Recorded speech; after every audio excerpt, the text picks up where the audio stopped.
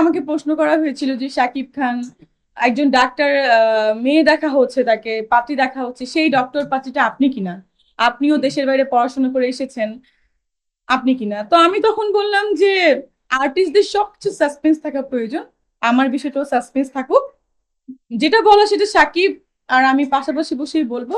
বিয়ের ব্যাপারও হতে পারে, সিনেমার ব্যাপারও হতে পারে, আবার কোনো কিছু নাও হতে পারে। আমি কিন্তু সেটাই বলেছিলাম। আমাকে বারবার প্রশ্ন করার জন্য আমি হেসে জাস্ট একটু কিউরিওসিটি রাখার চেষ্টা করেছিলাম, স্বাভাবিক ব্যাপার।